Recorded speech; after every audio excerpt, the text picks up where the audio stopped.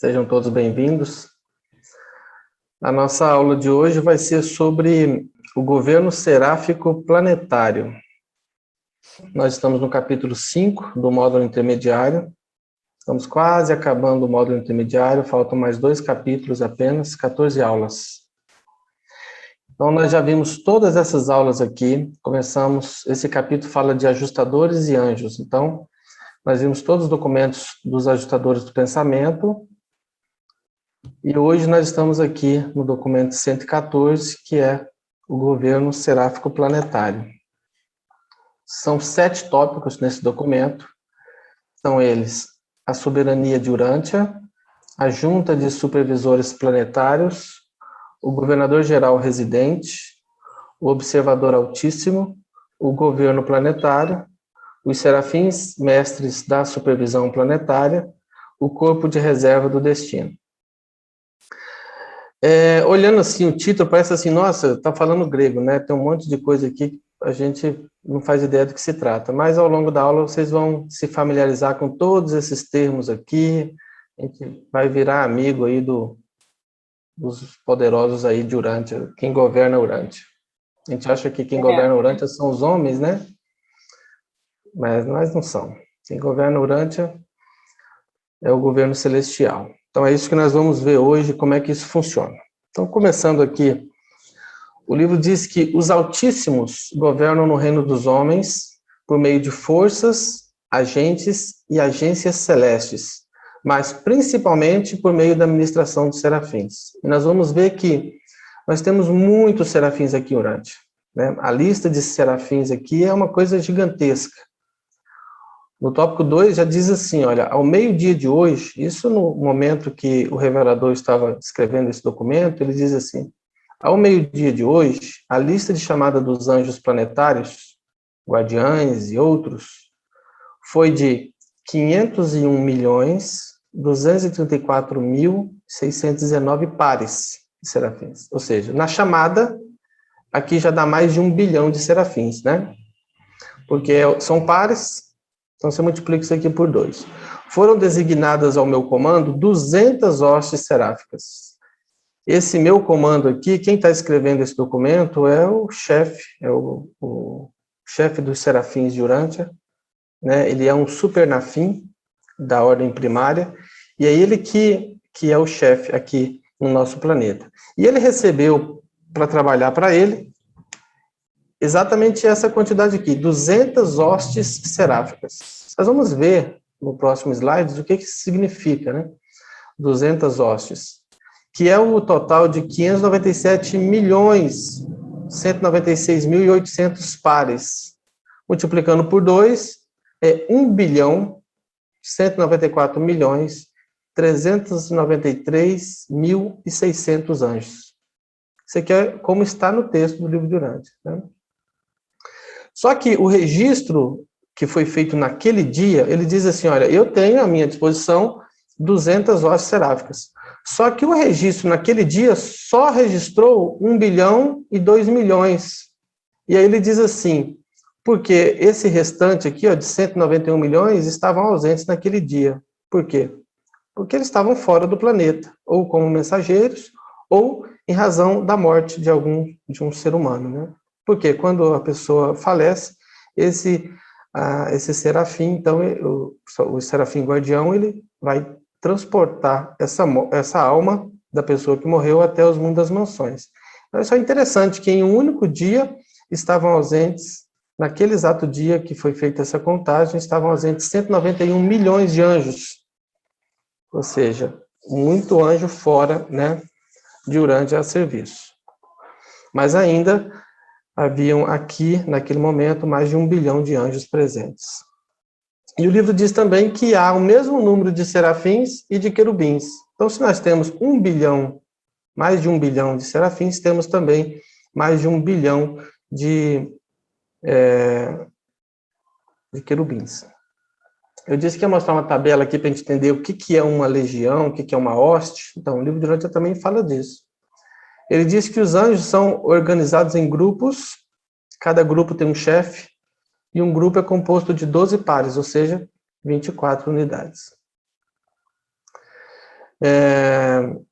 Uma companhia é formada de 12 grupos, então você multiplica por 12, 144 pares, que tem como chefe um líder, tem um líder, né, que comanda eles. 12 companhias formam um batalhão, que é dirigido por um comandante. 12 batalhões formam uma unidade seráfica, e 12 unidades seráficas formam uma legião, 12 legiões formam uma hoste, e 12 hostes formam um exército. Então, só aqui em Urântia, considerando que 12 hostes formam um exército, ele diz assim, eu tenho à minha disposição 200 hostes. É muito mais, né? Você pega 200 e divide por 12, vai ter quantidade de exército. Nós temos vários exércitos de anjos aqui, nessa conta. Porque um exército é formado de 71 milhões de anjos. E nós temos mais de 1 bilhão de anjos, né? Então, 200 hostes seráficas. Aqui eu tenho a hoste, o valor da hoste, que é 2.985.984 pares. Multiplico por 2, multiplico por 200 hostes. Essa é a quantidade de serafins lotados em Urântia, que estão a serviço do governo celestial, o governo planetário. E naquele momento foram registrados 1 bilhão e 2 milhões, e estavam ausentes 121 milhões. Para a gente ter uma noção da grandeza de como é o governo. Às vezes a gente tem uma noção de que a gente está meio perdido aqui, né, abandonado em Urântia, mas assim, só a serviço das autoridades celestiais nós temos aí essa quantidade de anjos. Bom, o governo celestial. Eu fiz um apanhado aqui das outras esferas administrativas, partindo lá do paraíso, descendo até chegando aqui em Urântia, só para a gente ter uma noção de como esse governo funciona, tanto nas esferas mais altas do governo celeste, quanto nas esferas mais baixas. Então, no paraíso nós temos a trindade do paraíso, né, que são o Pai, o Filho e o Espírito. E nós temos também a figura dos 7 espíritos mestres, 7 executivos supremos e 7 ordens de espíritos refletivos. Fazem parte desse governo lá na Trindade. E qual é o corpo de ajudantes deles, lá no paraíso? Que surge no paraíso. Nós temos os eternos dos dias, que foram criados para governar a Avona. Então, a Avona tem 1 bilhão de mundos, né? Nós temos, então, 1 bilhão de eternos dos dias. Cada eterno governa um planeta de Avona. Nós temos também os anciães dos dias. O que eles fazem? Eles governam o superuniverso. E cada superuniverso tem 3 anciães dos dias. Então, 3 vezes 7, são 7 superuniversos. Existem apenas 21 anciães dos dias. Não tem outros anciães dos dias por aí.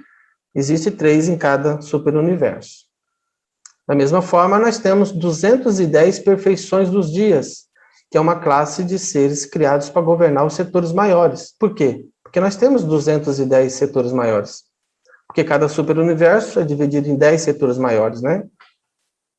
Então, nós temos 3 perfeições dos dias em cada setor maior, a exemplo de 3 anciães dos dias em cada superuniverso. Descendo um pouco mais, nos setores menores, nós temos 21 mil recentes dos dias. Por quê? Cada setor menor tem 3 governantes recentes dos dias. Então, 3 vezes 7 mil, que são 7 mil setores menores, nós temos 21 mil. E temos também a figura dos filhos criadores, que são, o livro fala de mais de 700 mil filhos criadores, que são os filhos micaéis que criam e governam os universos locais. Temos também a figura dos uniões dos dias, que são também na numeração de 700 mil, porque existe uma união dos dias em cada universo local. Eles são conselheiros, né, nos universos locais. Temos também a figura dos fiéis dos dias, que são 70 milhões de fiéis dos dias. Os fiéis dos dias, eles são, assim como temos os conselheiros dos universos locais, temos conselheiros nas constelações. Alguém lá da Trindade, representando a Trindade, está presente ali na constelação como um conselheiro. Exemplo do nosso Emanuel, que é o nosso União dos Dias no universo local. Na constelação nós temos um fiel dos dias. Bom, além disso nós temos os filhos magisteriais, que vão aos planetas cumprir suas missões, que é aproximadamente 1 bilhão. E temos os filhos instrutores da Trindade, os Dainais, que também vão aos planetas cumprir suas missões, e que o livro fala que são mais de 21 bilhões. E tem a classe angélica, que é inumerável, né? O livro nem fala, porque se a gente tem só em Urântia, né? Só em Urântia, nós temos mais de 1 bilhão de serafins. Imagina a quantidade de outros seres que tem. Os supernafins, os omniafins, os seconafins, tertiafins, que a gente vai ver aqui embaixo. Então, isso aqui é que vem da Trindade, que veio do paraíso, criado no paraíso, para governar o universo. Na esfera do superuniverso, como eu disse, nós temos 3 anciãos dos dias, é o corpo executivo. Esses 21 aqui, ó, distribuído pelos 7 superuniversos. Então, temos 3 anciãos dos dias no nosso superuniverso, Arvonton. E temos aqui também 1 bilhão de perfeccionadores da sabedoria, só em Arvonton.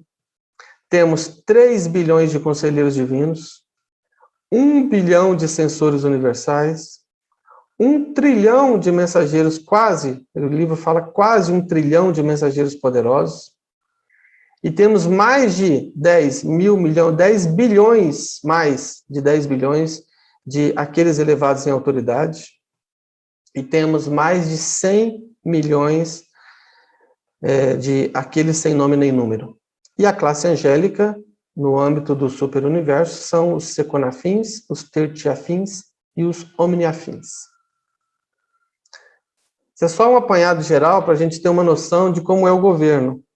Porque, assim, eu cresci no meio cristão, evangélico, e a gente tem aquela noção de que Deus criou o céu, a terra, né, uma meia dúzia de anjos. Apesar de que fala em exército, sim, na Bíblia, mas a gente não tem uma noção de o quão grande é esse exército. Então, é um número calculado de anjos.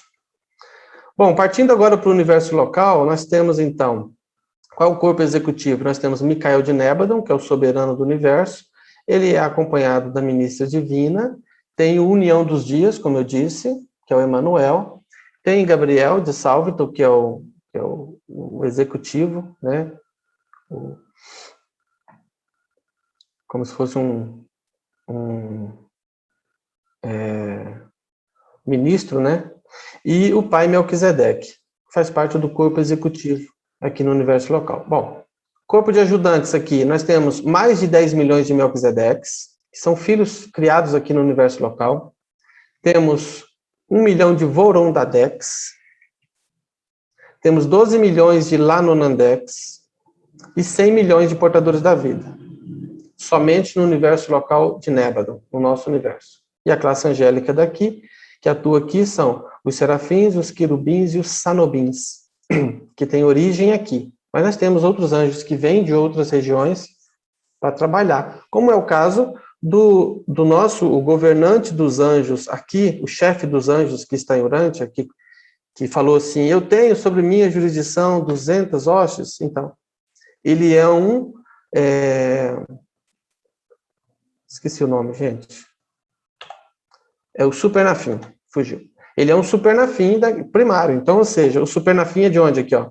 Do paraíso. Então, veio um anjo lá do paraíso para ser o chefe dos anjos aqui em Urântia, nosso planeta. Partindo agora para o planeta, nós temos o corpo executivo, que é o príncipe planetário, é o chefe soberano, que é Micael de Nébadon. Mas Micael de Nébadon não está governando o nosso planeta, né?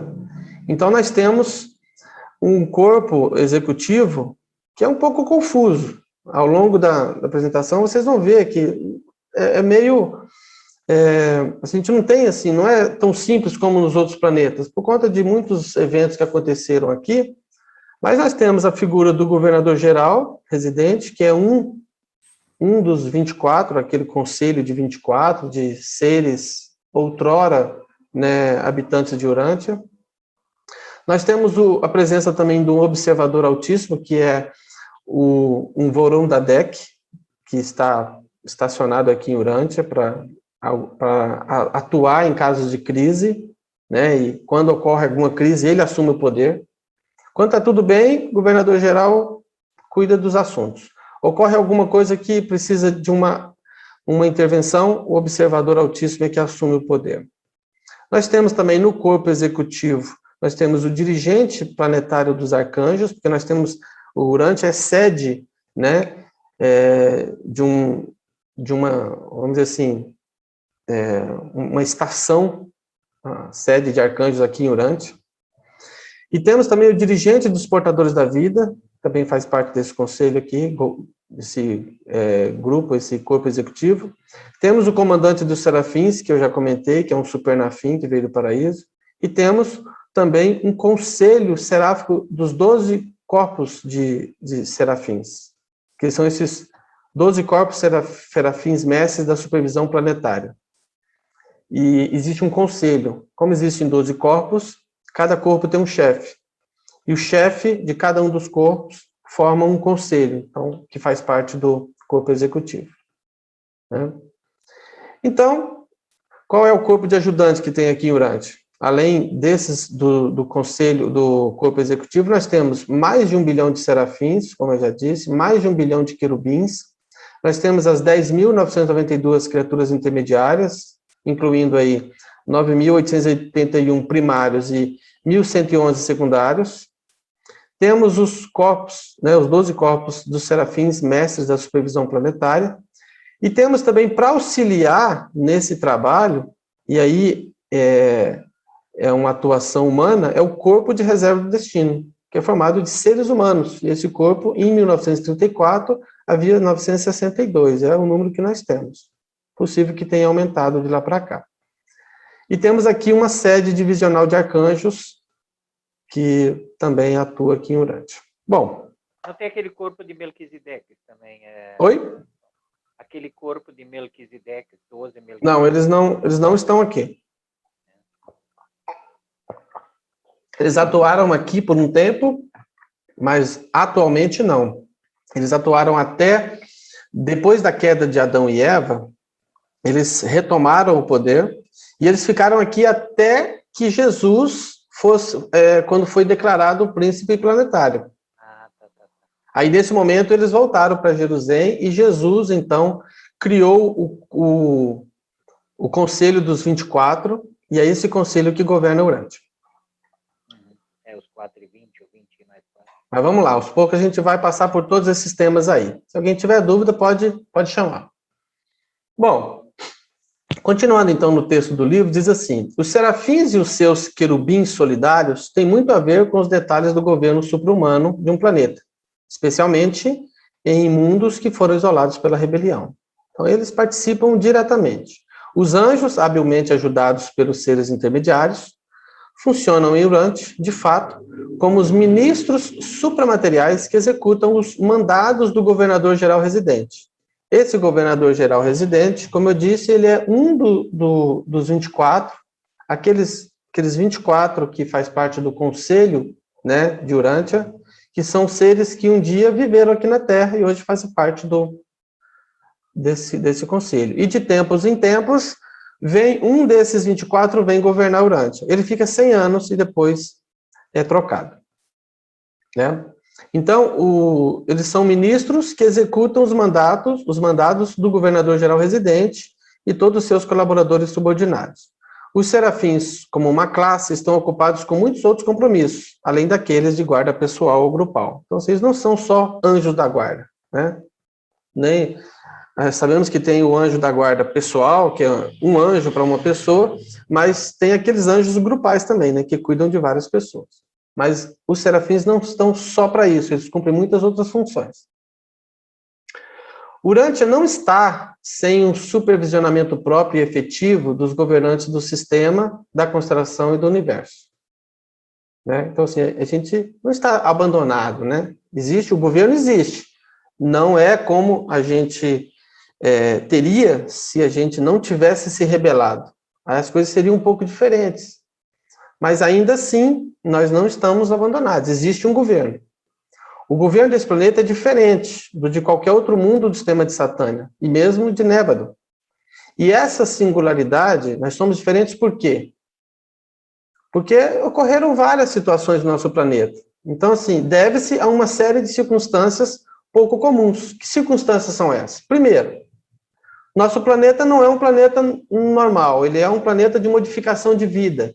Ele é um planeta decimal. A cada 10 mundos criados, ele seleciona um para fazer modificação, experiências da vida. E o nosso planeta é um desses aí. Por isso que isso é um dos fatores, uma das circunstâncias que faz com que a gente seja diferente. Além disso, nós temos todos os problemas gerados pela rebelião de Lúcifer. É outro fator que nos faz ser diferente. Tivemos também os problemas ocasionados pela falta adâmica. Adão e Eva falharam na sua missão. Isso também interferiu, né? Temos todas as irregularidades advindas do fato de Urante haver sido um dos mundos de auto-outorga de Micael, né? E também pelo fato de que ele é o atual príncipe planetário de Urante. São também circunstâncias que modificam o nosso planeta em relação aos demais. Tem todas as circunstâncias relacionadas à função especial dos 24 diretores planetários. Porque somente os planetas rebelados têm esse conselho de 24 diretores. Os outros não têm esse conselho, somente os 37 têm. Tem também um outro fato, que é a existência, aqui no nosso planeta, de um circuito de arcanjos. Isso também nos faz ser diferentes. E por último, tem a designação mais recente de Maquiventa Melquisedeque, que já encarnou aqui anteriormente, né, na época de Abraão, e ele foi, então, designado como príncipe planetário vice-regente. Agora vamos ver um pouco mais detalhes sobre isso aí. Então, assim, se a gente puder fazer uma linha do tempo de como o nosso governo mudou ao longo desses anos todos, eu fiz um pequeno resumo. Então, assim, começa com aquele período antes da chegada do príncipe planetário, antes de que Caligasta viesse para cá, né? Já existia a humanidade. O Andon e Fonta nasceram há 1 milhão de anos e o príncipe planetário só chegou 500 mil anos depois. E durante esse período, então, a soberania do planeta pertencia ao soberano do sistema. Naquela época, quem era o responsável pelo planeta Terra? Era Lúcifer, na época. Isso foi antes da vinda de Caligasta para cá. Lúcifer não havia se rebelado, era um governante brilhante, né? Perfeito, tudo correndo muito bem. E o nosso planeta pertencia, o poder estava na mão de Lúcifer. Ele provavelmente era o soberano de todos os planetas em que ainda não haviam recebido um príncipe, né? Faz sentido, já que o planeta não tem um príncipe, o soberano do sistema é o responsável por aquele planeta. E Lúcifer delegou, então, essa soberania a uma comissão conjunta de Melquisedeques e portadores da vida. E aí essa comissão, que era uma comissão conjunta, ou seja, mista, formada por Melquisedeques e portadores da vida, funcionou durante esse período aqui no planeta até a chegada do príncipe. É claro, porque Lúcifer não estava aqui, ele governava um sistema. Então ele delegou essa soberania. Aí nós temos, então, a chegada do príncipe planetário. Para onde que foi o poder? Quem é que era responsável pelo planeta? Quem era o governante? Caligasta se tornou governante. E ele governou por 300 mil anos, até que ocorreu a rebelião. Depois da rebelião, o príncipe caiu, né? E então um outro corpo de Melquisedeques, agora sim, um corpo de 12 Melquisedeques, se tornou o administrador de Urante. Desde o momento da queda até a chegada de Adão e Eva. Né? Eles continuaram ali governando o planeta até que chegasse o casal adâmico. Bom, chegaram então os elevadores biológicos, o casal de Adão e Eva. E aí, 7 anos após a chegada de Adão e Eva, os administradores Melquisedeques passaram a administração do mundo para Adão. E aí voltaram para Jerusalém. E por esse curto período, né, até que o casal falhasse, Adão se tornou, então, governante do mundo. E aí veio, então, a falha de Adão e Eva. Quando ocorreu a falha de Adão e Eva, os 12 Melquisedeques retornaram a Urante. Aqueles que haviam deixado o poder nas mãos de Adão retornaram e continuaram daí em diante como administradores planetários até o dia em que Jesus de Nazaré se tornou o príncipe planetário de Urante. Foi o que eu comentei anteriormente. Não sei quem foi que havia comentado, eu ouvi bem baixinho. Mas então, os 12 Melquisedeques não continuaram aqui. Eles ficaram só até que foi concedido a Jesus o título de príncipe planetário de Urântia. Ele assumiu, né? E até hoje, ele é o príncipe planetário. E depois da outorga de Micael? Bom, Micael se tornou o príncipe planetário de Urântia. O que ele fez? Ele veio para cá para ser o príncipe? Não. O que ele fez? Ele estabeleceu as comissões dos 24 mortais ascendentes. Aqui em Urântia é 24. Nos outros planetas, esse número pode variar. Mas aqui em Urântia, nós temos um conselho com 24 mortais ascendentes, que são seres que viveram aqui na Terra, que morreram, foram ressuscitados nos mundos das mansões e chegaram até Jerusalém. E agora ocupam essas cadeiras aí. E esse conselho representa Micael nesses planetas rebelados. Então, cada planeta tem um conselho, e esses conselhos representam Micael naqueles planetas. Só que a comissão dos 24 de Urântia é que preside as demais comissões. Veja assim, o conselho de 24 de Urântia é chefe de todos os outros conselhos dos outros 36 mundos rebelados. Um dos seres desse conselho agora reside permanentemente aqui como governador-geral residente. Isso é alternado a cada 100 anos. Então, a cada 100 anos, eles trocam esse conselho. E o livro diz que em 1930, nós entramos na 20ª administração. Ou seja, nós começamos o primeiro em 30, no ano 30, aí o segundo entrou em 130, depois de Cristo, depois 230, 330, sucessivamente. E, recentemente, foi conferida a Maquiventa Melquisedeque a autoridade de vice-regente para atuar em nome de Micael. Mas esse vice-regente não fez nada para alterar o atual regime planetário. As coisas continuam como antes. Ele não assumiu, ele não falou assim, olha, agora não é mais os 24 do conselho que vão governar Urântia. Não, ele manteve do jeito que estava. Até porque o próprio Maquiventa é um dos 24 do conselho. Porque, afinal de contas, ele também viveu em Urântia, né? Ele encarnou aqui, viveu uma vida de 95 anos aqui. Então, ele também tem esse status aí de habitante de Urântia. E ele é um dos 24. Quem são os 24, então? Só para a gente fazer uma recapitulação, não está no documento 114, mas nós temos Onagar, que é um mestre, que surgiu antes do Príncipe Planetário. Nós temos Mansantes, que é depois do Príncipe Planetário. E aí nós temos representantes das raças de cores. Onamonalonton, dos homens vermelhos. Orlandoff, dos homens azuis. Porchunta, da extinta raça alaranjada. Singlanton, dos homens amarelos. Fantades, líder dos homens verdes. Orvonon, da raça índigo-negra.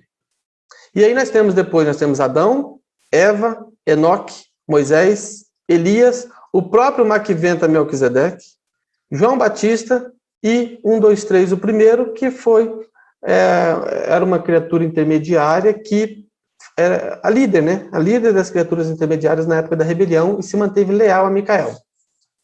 Então, esses 16, nós temos os nomes, mas o livro fala que são 24. Então, nós temos 8 assentos, e a gente não sabe o nome. Esses assentos estão ocupados. Existem os 24, a gente só não sabe o nome. Por quê? Porque eles não são ocupados de modo permanente. Por exemplo, do 17 ao 20, né, tem 4 conselheiros lá que são conselheiros temporários, escolhidos pelos outros 16. Mas essas 4 vagas estão reservadas para depois, para que possam ser ocupados por aqueles mortais ascendentes dessa idade atual. Ou seja, a idade que nós estamos vivendo agora, depois do Filho auto-otorgado, que é da vinda de Jesus, nós estamos vivendo uma dispensação. Essa era vai até a chegada de um outro filho do paraíso, ou um filho magisterial, ou um dainal, provavelmente um filho magisterial. E aí vai encerrar essa era e iniciar uma outra. Então, nesse período aí, dessa dispensação que nós estamos vivendo, irão surgir muitos seres humanos com destaque. e 4 deles serão escolhidos, então, para ocupar essas 4 cadeiras aí, da 17 a 20. E os assentos do 21 ao 24 também estão preenchidos temporariamente, e eles são reservados para os mestres das idades posteriores, daquela era que vai iniciar com a vinda do filho magisterial, ou do filho instrutor da Trindade.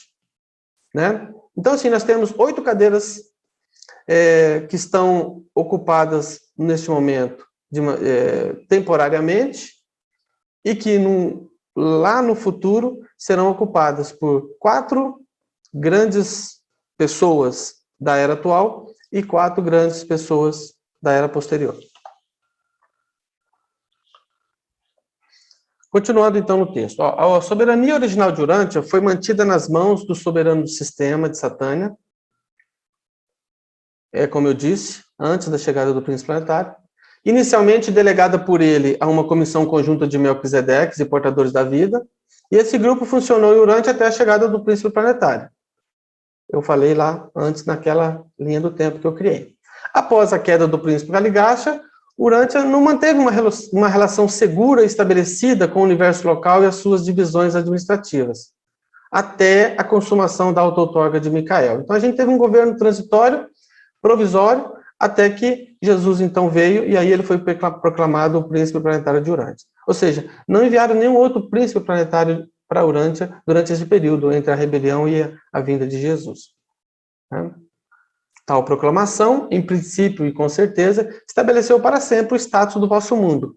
Mas, na prática, o Filho Criador Soberano não fez nenhum gesto para a administração pessoal do planeta, a não ser por estabelecer uma comissão em Jerusalém de 24 outrora urantianos, com autoridade para representá-lo no governo de Urântia e de todos os outros planetas em quarentena no sistema. Um dos seres desse conselho agora reside permanentemente em Urântia como um governador-geral residente. Então, a cada 100 anos, vem um dos 24 para assumir esse cargo, governador-geral. Recentemente, foi conferida a Melquisedeque a autoridade vice-regente. Mas esse filho do universo local não tomou medida alguma no sentido de modificar o atual regime planetário.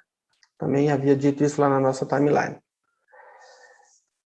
E o revelador diz assim: há pouca chance de que qualquer mudança marcante seja efetuada no governo de Urântia durante a presente dispensação, a menos que o príncipe planetário vice-regente venha para assumir as suas responsabilidades titulares.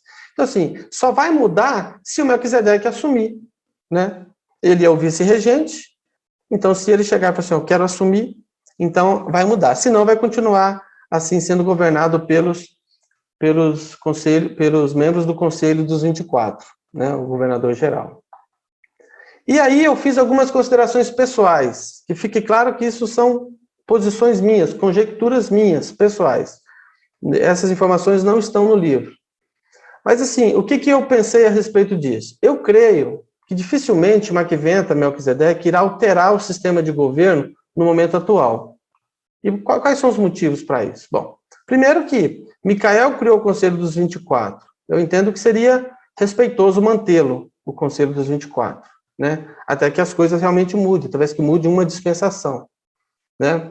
Outro fator é que o próprio Macventa Melquisedeque é um dos 24 que alternam no cargo de governador-geral. Tudo indica que outros Melquisedeques também ocupam cadeiras não nominadas. Porque nós temos o Macventa Melquisedeque, nada impede que outros Melquisedeques, inclusive, lembra que aqui já vieram aquele corpo de 12 Melquisedeques que governaram aqui? Então, não é impossível que outros Melquisedeques ocupem essa cadeira, pois há informações de que o atual governador-geral de Urântia é Norson Melquisedeque. Isso está escrito em um artigo, vou falar um pouquinho mais à frente sobre ele, que na época da revelação, que ela estava sendo preparada, né, uma das mensagens que foi recebida era desse Melquisedeque dizendo, eu sou o príncipe planetário de Urântia. Então, é possível que esse Norson Melquisedeque seja esse rapaz aqui, ó, o 20º, o rapaz é ótimo, né? Seja o 20º governador de Urântia. Porque, olha só, nessa tabela aqui, ó, o primeiro governador de Urântia começou o seu trabalho, veio para cá no ano 30, que foi na época que Jesus né? Criou o conselho. Ele ressuscitou nesse ano aqui. No 130 nós tivemos o segundo, o terceiro e o quarto. E o livro diz assim, que enquanto esses documentos estão sendo escritos, o 19 foi substituído pelo 20º. Ou seja, essa época, 1930, o livro de Urântia foi entregue pronto em 1934. Então, nessa época aqui, 1930, entrou o 20º. E esse 1930 vai, então, até 2030. Se o Norson mandou uma mensagem em 1955 dizendo eu sou o príncipe planetário de Urântia, então é muito provável que ele seja esse 20º. Mas isso são conjecturas minhas, ok? Outra coisa, é possível que o próprio Macventa já tenha ocupado o cargo, considerando que já estamos na 20ª administração. Nada impede que um desses aqui, até o 19º, tenha sido o Melquisedeque, não é mesmo? Ou se não foi, pode ser, é outra conjectura minha, que ele esteja deixando para assumir na 24ª posição. Porque se todos os outros governantes tiverem cumprido o seu centenário aqui de governo, no 24º, pode muito bem Melquisedeque assumir e assumir definitivamente o governo planetário. Porque ele é o vice-regente. Mas ele pode muito bem esperar, já que ele não interferiu no momento que ele foi declarado vice-regente, ele não assumiu, pode ser que ele esteja esperando o momento dele assumir. E nada impede que ele assuma quando todos os outros já tiverem cumprido os seus centenários. Mas isso aqui é só uma brincadeira, né? Só para fazer a gente brincar com a imaginação. Nós não sabemos, os reveladores dizem, não sabemos quando é que ele vai assumir, se ele vai assumir, se está esperando a volta de Jesus, se está esperando a vinda de um filho magisterial, se está esperando o encerramento de uma dispensação, ninguém sabe. Mas, como eu disse, existe um artigo, esse artigo está no site do Elub, chama O Nascimento de uma Revelação, traduzido do inglês, e tem a autoria de Mark Kuliak, não sei se é assim que se pronuncia. Nesses documentos, Mark afirma que a última mensagem recebida dos reveladores pelo grupo de contato foi entregue por um Melquisedeque em janeiro de 1955. E essa mensagem dizia o seguinte: eu sou Norson, sou um Melquisedeque, sou o príncipe planetário de Urântia. Embora não tenha certeza de que este é o momento de publicar os documentos, vocês poderão publicá-lo se não receberem qualquer comunicação adicional minha até 1º de outubro deste ano. Isso era janeiro de 1955. Né? Como não houve comunicação nenhuma depois daquela de janeiro, quando foi em outubro eles publicaram o livro de Urântia. Né? Para quem já leu os documentos da história do livro de Urântia, sabe que foi em outubro de 1955 que eles publicaram. Bom, voltando para o texto, então, diz assim: quer parecer a alguns dos nossos colegas, isso é o Supernafim que escreveu esse documento que está dizendo, quer parecer a alguns dos nossos colegas que em algum momento, no futuro próximo, o plano de enviar um dos 24 conselheiros a Urântia para atuar como governador geral será substituído pela chegada formal de Macventa Melquisedeque, com seu mandado de vice-regente na soberania de Urântia. Ele diz assim, algumas pessoas pensam nisso, que em algum momento, no futuro próximo, Macventa irá assumir o conselho. Outros, ele fala, alguns acreditam que Macventa não virá para assumir pessoalmente a direção dos assuntos urantianos até o fim da dispensação corrente. Esses aqui são outros que dão essa opinião. Já tem outros que sustentam que o príncipe vice-regente pode não vir como tal até que Micael retorne em algum momento a Urântia. Estaria esperando o retorno de Micael.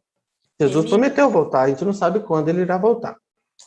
E tem outros, e ele fala, inclusive eu. Esse Supernafim falando, ele diz, eu aguardo o aparecimento de Melquisedeque a qualquer dia e hora. Para mim, ele pode aparecer a qualquer momento.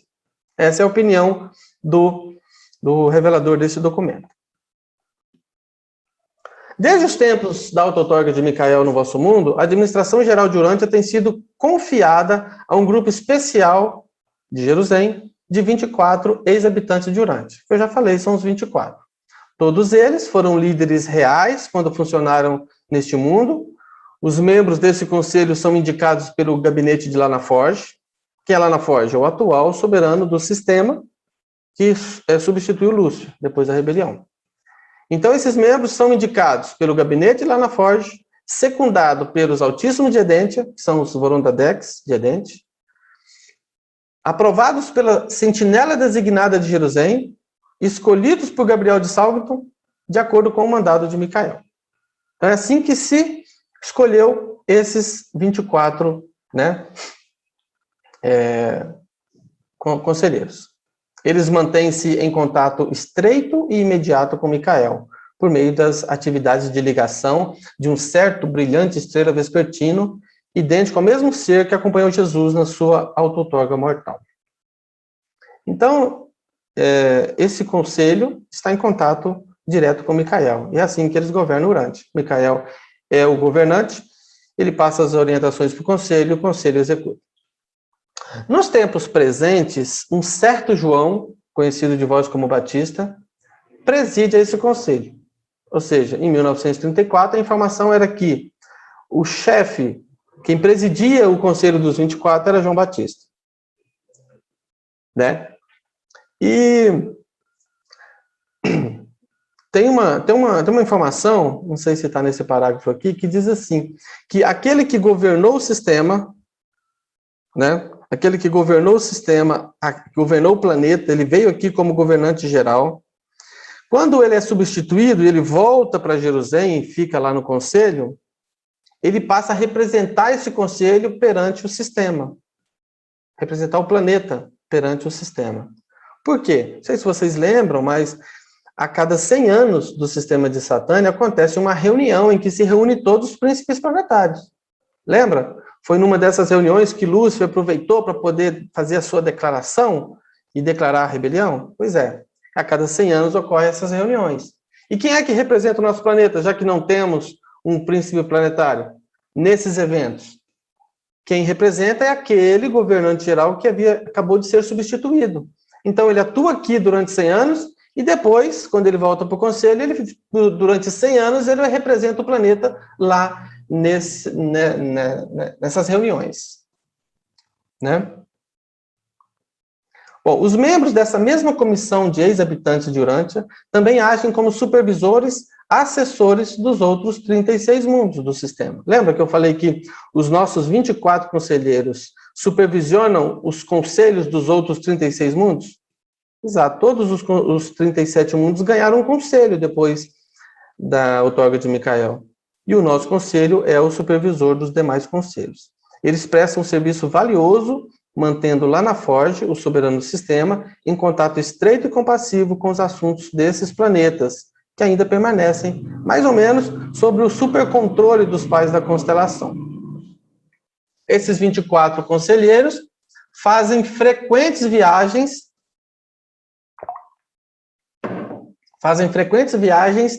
individuais a cada um dos planetas em quarentena, especialmente a Urante. Então, estão sempre fazendo visitas.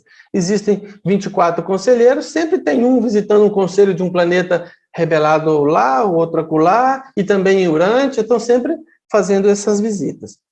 Cada um dos outros mundos isolados é aconselhado por comissões semelhantes e de número variável. Eu disse que o nosso tem 24, mas esses outros planetas têm número variável de conselheiros em cada comissão. Ninguém sabe por quanto tempo os 24 continuarão no seu status atual, mas continuarão, sem dúvida, a servir nas suas funções atuais, até que se produza alguma mudança no status planetário. Então, eles vão continuar até quando? Algumas situações podem acontecer para que isso mude. Ou o fim de uma dispensação, ou a posse da autoridade total por parte de Maquiventa Melquisedeque, como vice-regente, ou caso ocorra a decisão final no julgamento da rebelião de Lúcifer. Ora, claro, se acontecer o julgamento final na rebelião de Lúcifer, os planetas serão tirados da quarentena, né? Acabou a rebelião, os próprios sistemas sairá dessa quarentena sistêmica também, em relação à constelação. E também, ou o reaparecimento de Micael no mundo da sua última auto-outorga. Então, se Jesus voltar aqui, provavelmente também essa situação pode mudar. ou no momento que Satânia for reintegrada aos circuitos da constelação. Como eu disse, o nosso sistema, nós estamos isolados em relação aos outros planetas que não se rebelaram, mas o sistema também está isolado em relação à constelação, porque outros sistemas não se rebelaram. Como eu disse, a cada 100 anos do tempo de Urântia, o corpo dos 24, né, designa um entre eles para permanecer no vosso mundo e atuar como representante executivo deles, na função de governador geral. Então, nós estamos na 20ª administração,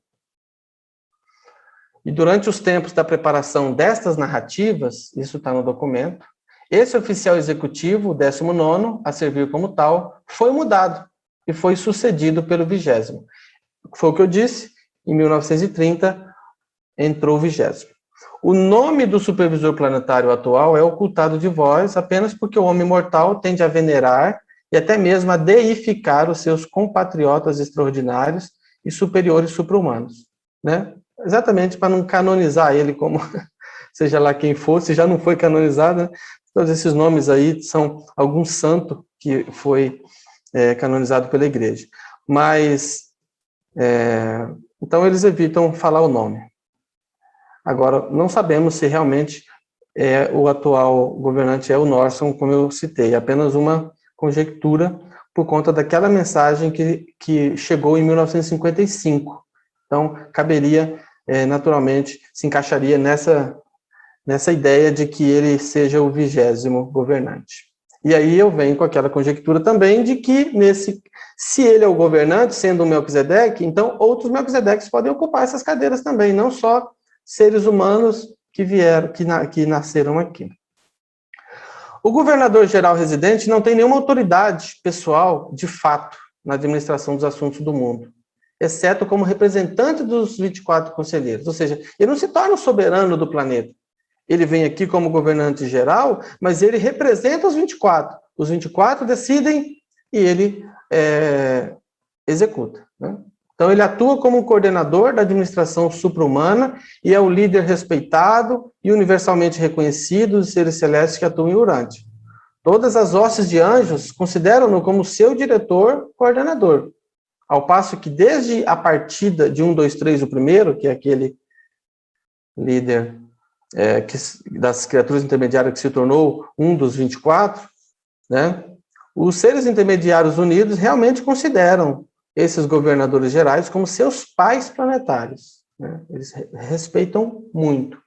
Embora o governador geral não possua autoridade pessoal de fato no planeta, ele emite todo dia dezenas de regulamentações e decisões aceitas como finais pelas personalidades envolvidas. Ele é muito mais como um pai que aconselha do que tecnicamente um mandatário formal. De certo modo, ele funciona como um príncipe planetário, mas a sua administração assemelha-se muito àquela dos filhos materiais. O governo de Urântia é representado nos conselhos de Jerusalém, de acordo com um arranjo, por meio do qual o governador-geral, que para lá retorna, assenta-se como um membro temporário do gabinete do soberano do sistema. Lembra que eu falei que o governador-geral, que para lá retorna, se torna um representante daquele planeta junto ao sistema, né? Que são os príncipes planetários. É isso que está dizendo, que o governador-geral que para lá retorna, assenta-se como um membro temporário do gabinete do soberano do sistema, composto pelos príncipes planetários. Então, para somar os 606 de Satânia, um desses governantes geral. Então, assim, se o João é atualmente essa pessoa que se assenta lá, então ele provavelmente foi o governador anterior, antes de Norson. Mais uma brincadeira aí de imaginação. O governo supramaterial de Urântia não mantém uma relação orgânica muito estreita com as unidades mais altas do universo local. De um certo modo, o governador-geral representa Salvington, bem como Jerusalém, pois ele atua em nome dos 24 conselheiros, que representam o poder de Micael e de Gabriel, né? Só que esse governo supramaterial de Urântia, ele não representa o governo da constelação, por exemplo. Veja que ele representa Jerusalém, representa Salvington, mas não representa Edentia. E é por isso que nós temos aqui ainda, né, estacionado em Urântia, um filho Vorondadec, que é chamado de observador altíssimo. Ele é de Edente, então é ele que representa o governo da constelação aqui. E é ele que assume o poder em momentos de crise, em momentos que ele considera necessário assumir. A soberania de Urântia torna-se ainda mais complicada pelo embargo arbitrário da autoridade planetária da parte do governo Norletiadec, porque Norletiadec isolou nosso planeta. Nós estamos, vamos dizer assim, embargados, né? Pouco depois da rebelião. Há ainda, residente em Urântia, um filho Vorondadec, um observador em nome dos Altíssimos de Edente, o qual, na ausência de uma ação direta de Micael, é o fiel encarregado da soberania planetária. Porque ele é o cara de maior patente, por assim dizer, que está estacionado aqui. Porque ele é um Altíssimo de Edente, ele é um filho Vorondadec, que é os mais elevados, aqueles que governam as constelações, só estão abaixo do governo de Micael. Então, na ausência de Micael, ele é o fiel encarregado da soberania planetária. O observador atual dos Altíssimos é o 23º a servir dessa forma em Urântia. Ou seja, eles trocam, esse é o 20º que está atuando aqui, 23º. Há certos tipos de problemas planetários que ainda estão sob controle dos Altíssimos de Edente, pois a jurisdição sobre eles foi tomada no tempo da rebelião de Lúcifer. A autoridade nessas questões é exercida por um filho Vorondadec, o observador de Norletiadec, que mantém relações bastante estreitas de aconselhamento junto com os supervisores planetários. Numa crise, o factual dirigente soberano do governo, exceto para os casos de questões puramente espirituais, seria esse filho Vorondadec de Edente, agora na posição de observador.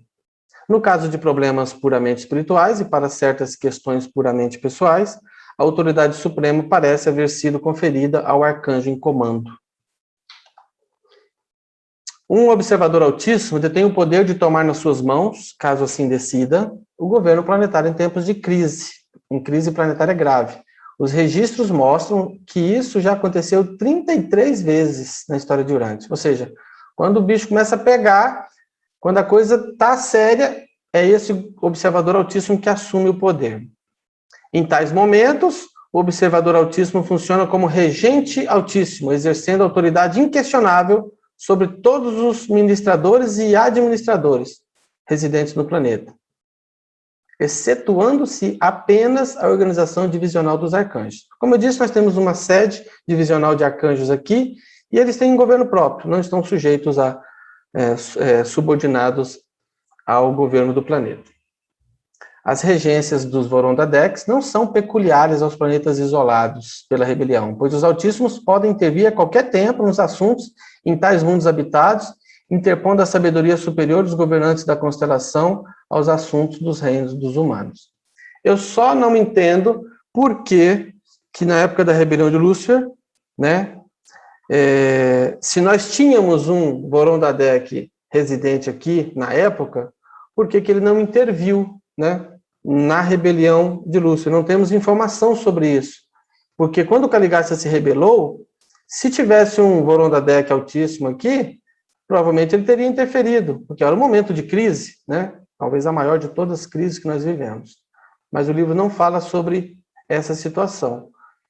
Não dá para saber se a gente tinha ou não tinha, na época, esse observador altíssimo. A administração de fato em Urântia é realmente difícil de descrever. Foi o que eu disse no início, né? A gente não consegue explicar como é que as coisas funcionam. Uma hora o governador, quem governa é o governador geral, outra hora o príncipe, o observador altíssimo toma o poder. Nós temos a figura do príncipe planetário ser Jesus e o vice-regente ser Maquiventa. Então, assim, não é muito simples de descrever. Não existe nenhum governo formal que siga as linhas da organização do universo, como, por exemplo, a separação entre setores legislativo, executivo, judiciário. A gente não tem isso muito bem definido. Os 24 conselheiros aproximam-se o mais possível de uma ramificação legislativa, como se eles fossem um legislativo que determinam as leis, eles tomam as decisões, esse conselho, e esse governador geral, então, é que executa. Ele seria o executivo, né? E o conselho como um todo seria o legislativo. E nós não temos nada de poder judiciário aqui, nada, né? Então, o governador-geral é o chefe executivo, enquanto o conselho é o ramo legislativo, mas o poder de veto cabe ao observador altíssimo. Ele tem a última palavra. E não há absolutamente nenhum poder judiciário com autoridade operativa no planeta. A maioria dos problemas que envolvem serafins, seres intermediários, houve algum desentendimento, e às vezes não vamos nos espantar, porque nós ainda estamos falando de uma realidade imperfeita, apesar de ser anjos, ser seres intermediários e seres leais, mas ocorre alguns problemas. É natural que ocorra, estamos vivendo na imperfeição, e eles também. Mas então, quando ocorrem esses problemas, é decidida pelo governador-geral. No entanto, exceto quando pronuncia os mandados dos 24 conselheiros, todas as suas decisões estão sujeitas a apelações. Se o governador-geral tomar uma decisão acerca de uma situação como essa, eles podem recorrer, né? Eles podem apelar às comissões conciliatórias. A ausência de um grupo de assessores corpóreos do príncipe planetário, o que é isso? Lembra que quando o príncipe planetário veio para cá, ele trouxe 100 assessores? E eles eram seres humanos, físicos, corpóreos, que a gente podia ver, interagir, conversar, eles tinham corpos humanos? Nós não temos isso agora. Então, assim, antes era até mais fácil para os seres humanos, assim, os deuses estão na Terra, né? O Filho de Deus está na Terra, esses homens são seus assessores, como negar? Eles viviam por eras e eras e não envelheciam e não morriam, então eram tratados mesmo como os filhos de Deus na Terra.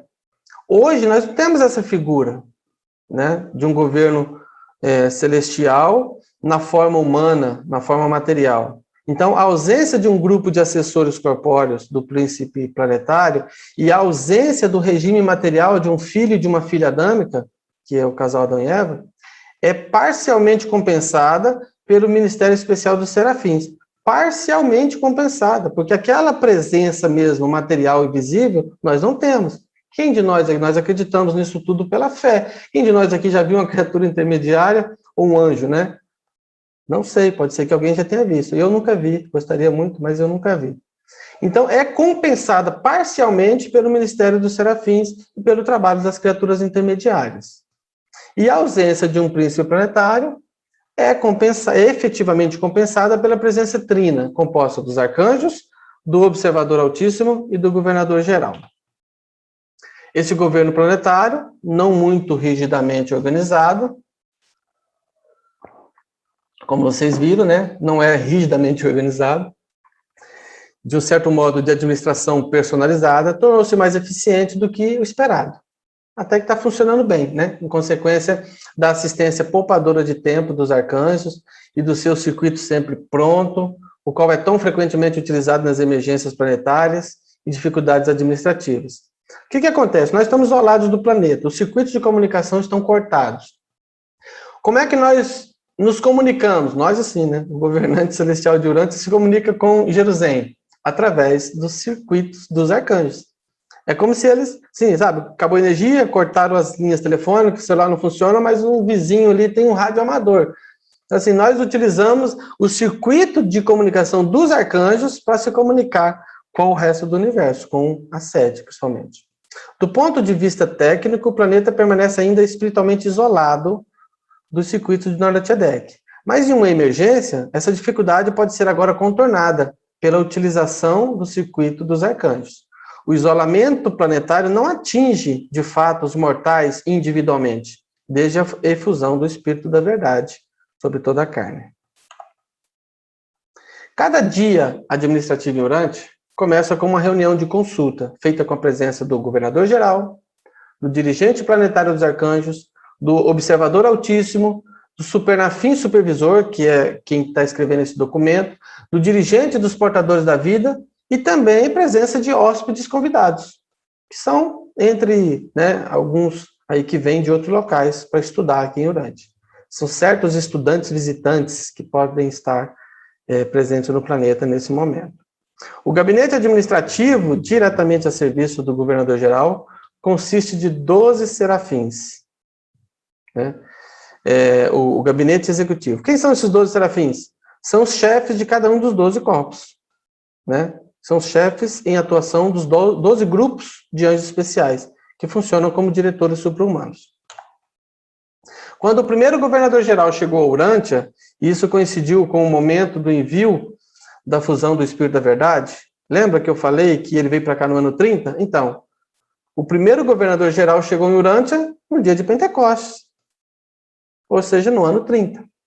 Ele veio acompanhado por 12 corpos de serafins especiais, graduados em Serafim. Você está achando que é qualquer anjo? Esses anjos, mesmo criados aqui no universo local, eles foram lá para a esfera sagrada dos anjos, que é Serafim, uma das 21 esferas sagradas do paraíso, e eles se graduaram lá.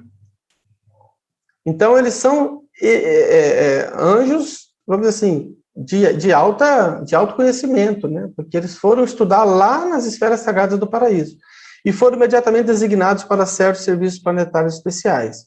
Esses anjos elevados são conhecidos como os serafins mestres da supervisão planetária.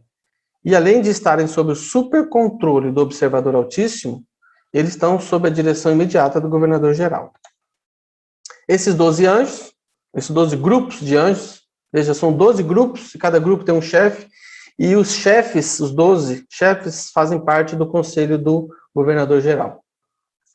Então, assim, esses 12 grupos de anjos, ainda que funcionando sob a supervisão geral do governador-geral residente, são dirigidos diretamente pelo conselho seráfico dos 12, como eu disse, composto dos dirigentes titulares de cada grupo. Esse conselho também serve como gabinete voluntário do governador-geral. Como dirigente planetário dos serafins, eu presido a esse conselho de chefes seráficos. Olha só, esse supernafim que está escrevendo o documento, que é o chefe dos anjos de Urântia, ele é o encarregado geral. Ele dirige, inclusive, o conselho dos 12, né, que são os chefes dos seus grupos. Ele diz assim, eu presido esse conselho de chefes seráficos, eu sou um supernafim da primeira ordem, voluntariamente a serviço em Urântia, como sucessor daquele que, no passado, foi chefe das hostes angélicas do planeta e que caiu em falta na época da secessão de Caligás. Nós já estudamos na rebelião que o chefe dos anjos aliou a Lúcifer, né? E caiu. Bom, os 12 corpos de serafins mestres, quem são eles? Nós temos 12 grupos. Nós temos anjos epocais. Esses são os anjos da idade presente. O que eles fazem? Eu considero que são aqueles anjos que estimulam ou ressaltam os valores da atualidade, do momento. Porque esses ministros celestes estão incumbidos da supervisão e direção dos assuntos de cada geração, pois são designados para adequar-se ao mosaico da época em que os fatos estão ocorrendo. Assim, como é que está o mundo hoje? Quais são os valores da atualidade? Eu chamo de os valores... são os anjos da modernidade, né? O corpo atual de anjos epocais a serviço em Urântia é o terceiro grupo designado para o planeta.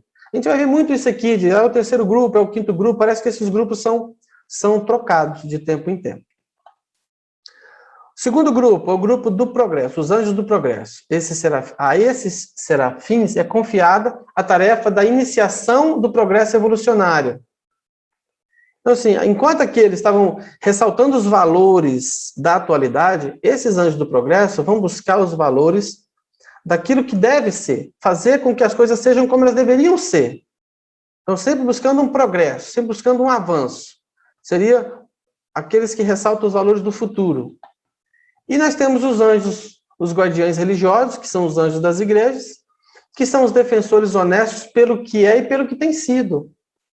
Eles trabalham para manter os ideais daquilo que sobreviveu. São os anjos da cultura, que buscam os valores do passado, para manter, para preservar os valores do passado. Viu que nós encontramos aqui três grupos? Aqueles que ressaltam os valores do presente, aqueles que buscam os valores do futuro, o progresso, e aqueles que buscam os valores do passado. E o livro diz assim que esses anjos das igrejas são como que um checkmate para os anjos do progresso. Dá a impressão que há ali uma uma pequena disputa, porque, não sei se vocês conhecem, mas existe um instituto no Brasil chamado IPHAN, Instituto do Patrimônio Histórico, alguma coisa assim, nacional. Bom, o que esse instituto faz? Sabe, existe um prédio, uma ruína, está quase caindo os pedaços ali, eles não permitem que a pessoa vá lá e desmanche o prédio e construa um prédio moderno ali. Por quê? Eles querem preservar aquela arquitetura, aquele valor do passado. Não que os anjos das igrejas sejam como o IPHAN, porque eu acho que o IPHAN é bem assim, rígido com relação a isso. Às vezes eles esperam o prédio cair, não permite que seja derrubado. Né? Mas os anjos das igrejas, eles estão, de certa forma, tentando preservar aqueles valores que funcionavam no passado. Por isso que eles são um checkmate para os anjos do progresso. A todo tempo buscando transladar de uma geração a outra os valores imperecíveis, transformando as formas velhas e passageiras em novas e, portanto, em padrões menos cristalizados de pensamento e conduta. Esses anjos lutam pelas formas espirituais, mas eles não são uma fonte de ultra-sectarismo. Eles não são também totalmente fechados à modernidade, claro. Mas eles não querem perder aqueles valores, né, que devem ser mantidos, que merecem, né, que têm valores imperecíveis. Seguindo adiante, nós temos anjos da vida nacional, que eu chamaria de como se fosse um ministério das relações exteriores. Já reparou que cada um desses grupos é como se fosse um ministério? Nós temos no nosso governo também os ministérios, cada um cuida de um assunto, de uma pauta, as pastas, né, do governo. Então, os anjos da vida nacional são como os anjos das trombetas, diretores das atuações políticas da vida nacional.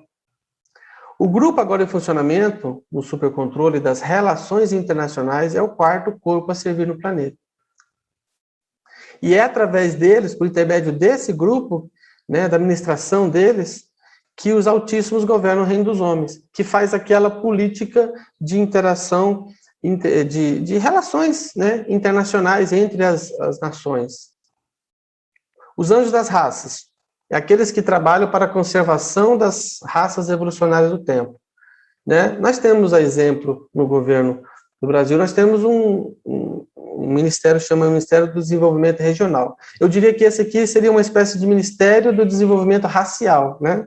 Por quê? Porque ele está trabalhando ali, em favor das raças. Há remanescentes de 9 raças humanas miscigenadas, que culminaram no povo desses tempos modernos. E esses serafins estão intimamente ligados ao Ministério dos Comissionamentos da Raça. E o grupo atualmente Urântia é o mesmo que começou desde a época de Pentecostes. Esse grupo aqui não foi trocado. Os anjos do futuro. Esses são os anjos dos projetos, que prognosticam uma época futura e planejam a realização de coisas melhores para uma dispensação nova e avançada.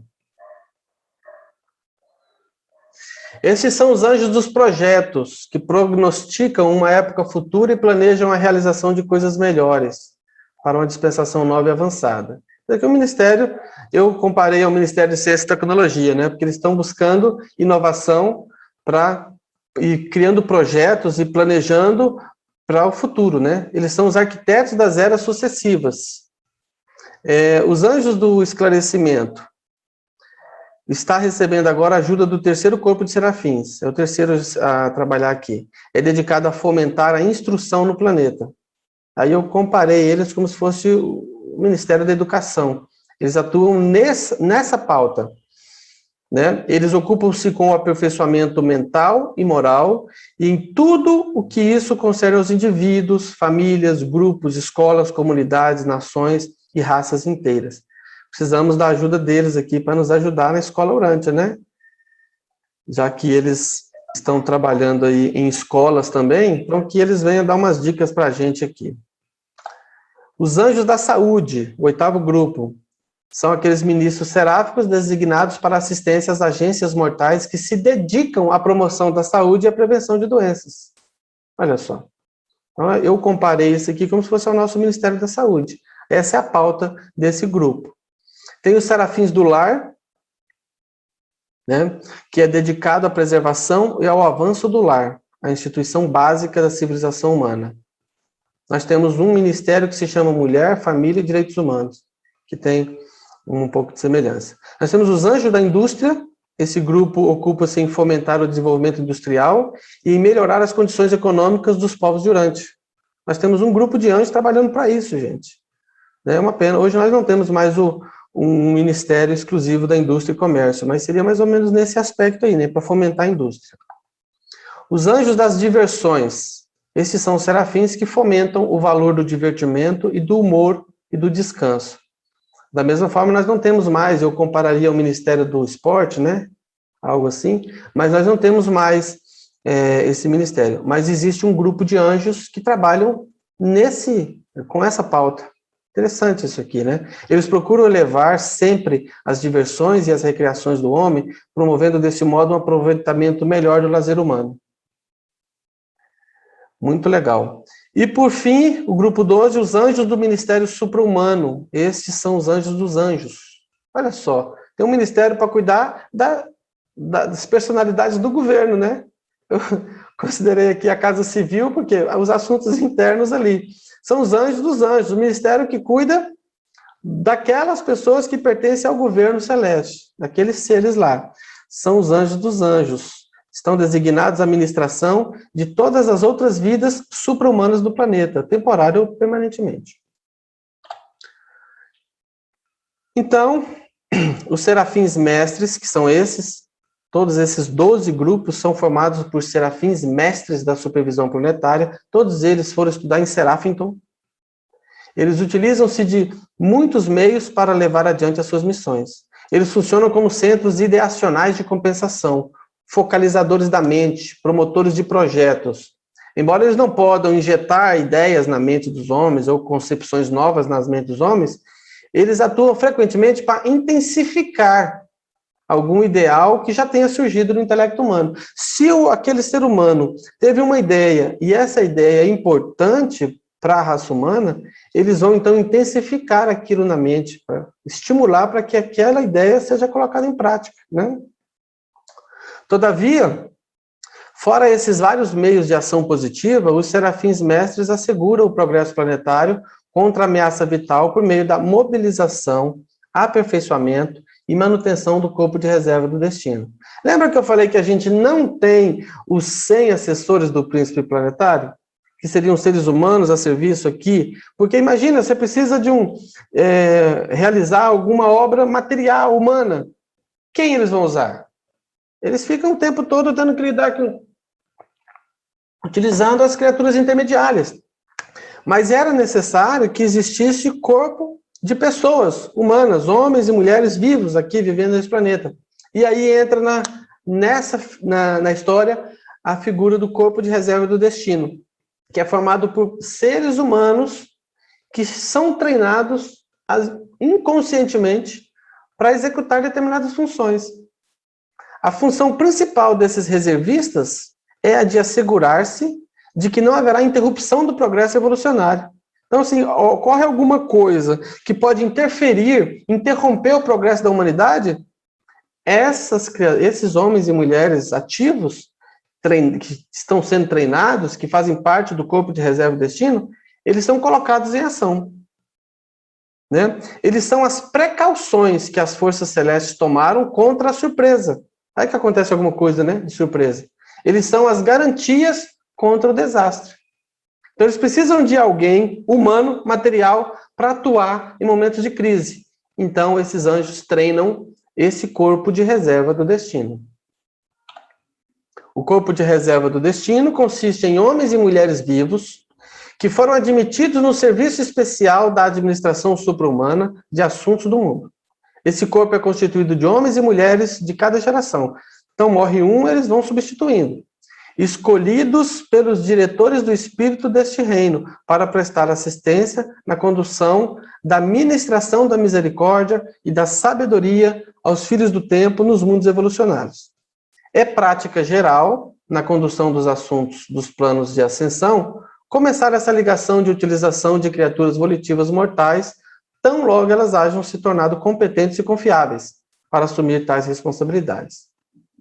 Portanto, tão logo surjam os homens e mulheres no cenário da ação temporal, ou seja, o homem surgiu, ele se tornou capaz Você adquiriu capacidade mental suficiente para agir, para atuar?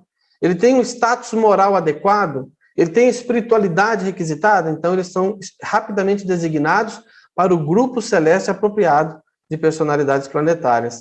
E aí eles vão fazer parte desse corpo. Quando os seres humanos são escolhidos como protetores do destino planetário, olha só, protetores do destino planetário. Veja como isso é importante, como o trabalho desses reservas do destino é importante, porque eles se tornam protetores do destino planetário. Quando se tornam indivíduos-chave nos planos que a administração mundial está levando adiante, nesse momento, o dirigente planetário dos serafins confirma a sua entronização com o corpo seráfico e aponta os guardiões pessoais de destinos temporais para servir a tais mortais reservistas. Eles passam a ter um guardião pessoal. Todos os reservistas têm ajustadores autoconscientes, e a maioria deles funciona em círculos cósmicos mais elevados, ou seja, estão no terceiro, segundo, primeiro, não sei, né? Ou seja, nos círculos cósmicos mais avançados. A gente sabe que começa no 7, 6, 5, 4, 3, 2 e 1. Então, assim, se é nos mais avançados, mais elevados, está ali, né? Do quarto em diante, o terceiro, talvez, que no terceiro a pessoa já passa a receber um anjo guardião. Eu achei um documentário, eu vou deixar aí para vocês, depois vocês podem abrir o arquivo, vai estar o link. É uma lista de 7 pessoas que literalmente salvaram o mundo. Mas assim, literalmente mesmo, salvaram o mundo. Às vezes, por exemplo, aconteceu de um homem que salvou o mundo de iniciar a Terceira Guerra Mundial, uma guerra nuclear. Então, eu imagino que se não foi um reservista do destino, talvez essa seja a função dos reservistas do destino mesmo, de, nos momentos críticos, atuarem para salvar o mundo, porque eles são os protetores do destino planetário. Os mortais do reino são escolhidos para o serviço no corpo de reserva do destino, nos mundos habitados, em virtude de a sua capacidade especial para ser secretamente treinado, porque eles são agentes secretos. Sabe, quando a gente vê, às vezes, filme de agente secreto, essas coisas, agentes secretos pode ser um agente secreto pode ser meu vizinho, a gente conviver por anos a fio e eu nunca saber, né, que ele é um agente secreto, ele não vai se revelar. Ele está ali cumprindo uma missão.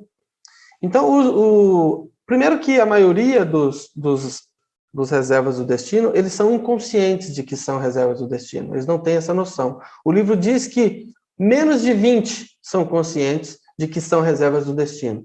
Isso foi dito em 1934, a gente tinha 962 reservas. Mas naquela época, veja que menos de 20% tinha essa consciência. Então, mesmo que o número tenha crescido agora, ainda assim, a gente tem um número pequeno de reservas de destino que são conscientes da sua função.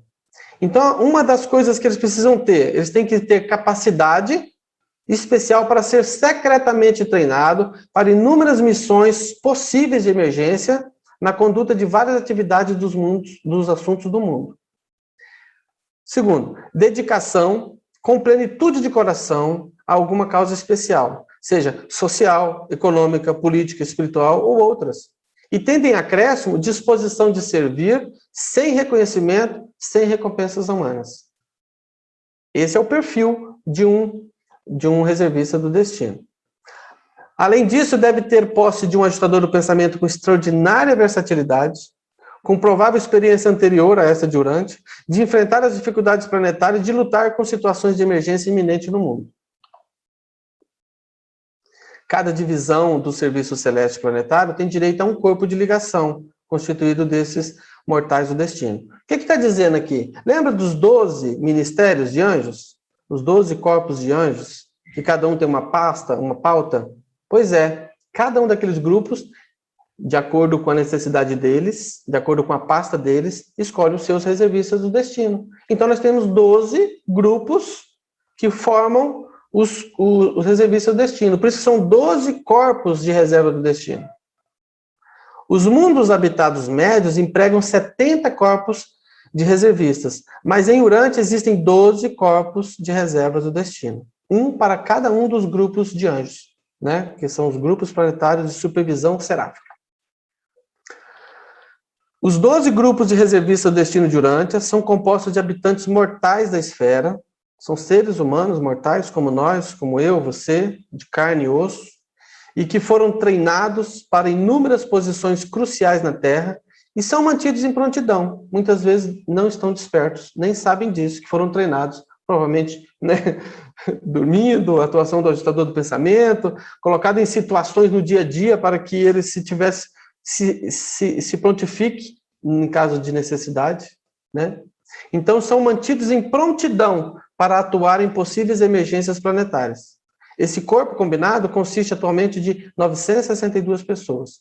O corpo menor conta com 41 e o maior com 172. Lembra que são 12 corpos? Então, o menor deles tem 41 reservistas. O maior deles tem 172. E entre esses aí, tem um número variado. À exceção de menos de 20 personalidades de contato, os membros desse grupo exclusivo são inteiramente inconscientes da sua preparação para uma possível atuação em certas crises planetárias. Lembra o que eu disse? Menos de 20, contando que a gente tinha 962. Esses reservistas são escolhidos pelo corpo, ao qual eles ficam respectivamente ligados. Ou seja, o corpo trabalha na área de saúde, ele vai precisar de alguém para atuar na área da saúde, naturalmente, não é? O reservista daquele grupo atua na área de saúde, o outro atua na área da indústria. Os reservistas daquele pertencem àquele grupo da indústria, são pessoas que vão atuar na área da indústria. Concorda? Então, por exemplo, aqueles que são das relações exteriores, que governam os reinos dos homens, nós vamos encontrar reservistas que atuam naquela área. Eu entendo que seja assim. Esses reservistas são escolhidos pelo corpo, ao qual eles ficam respectivamente ligados. E por eles são treinados e preparados, na sua mente profunda, pela técnica combinada do ajustador do pensamento e da ministração do guardião seráfico. Muitas vezes, numerosas outras personalidades celestes participam desse aperfeiçoamento inconsciente. E em toda essa preparação especial, os seres intermediários prestam serviços valiosos e indispensáveis. Em muitos mundos, as criaturas intermediárias secundárias são capazes de atingir níveis variáveis de contato com os ajustadores do pensamento de certos mortais favoravelmente constituídos. O que acontece? Algumas pessoas são favoráveis a esse contato, têm facilidade de permitir esse contato, né? Por meio da penetração habilidosa nas mentes resididas pelos referidos ajustadores. Então, as criaturas intermediárias conseguem um contato através do ajustador do pensamento para atuar dentro da mente dessas pessoas. Tais mortais, com potencial de contato, são mobilizados pelos numerosos corpos de reserva. E até certo ponto, por intermédio desses pequenos grupos de personalidades de visão ampla, que a civilização espiritual tem o seu avanço. E os altíssimos tornam-se capacitados para governar o reino dos homens.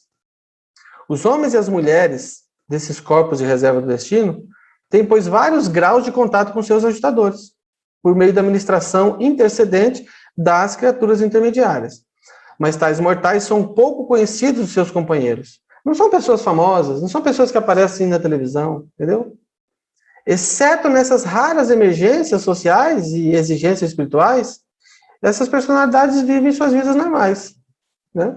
Funcionam apenas no momento de crise. Esses reservistas do destino em Urântia raramente receberam destaque nas páginas da história humana. Provavelmente muitos deles a gente nem ficou sabendo da sua existência. Eles morreram,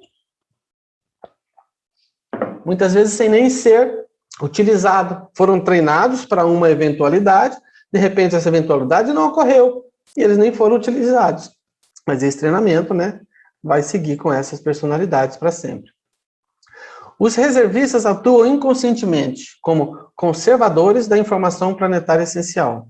Muitas vezes, diante da morte de um reservista, uma transferência de certos dados vitais da mente do reservista é feita para um sucessor mais jovem. Olha só, muitas das informações que estavam na mente daquele ser que veio a falecer, pode ser transferida, esse treinamento pode ser transferido para uma mente mais jovem, para não perder todo o treinamento que foi realizado.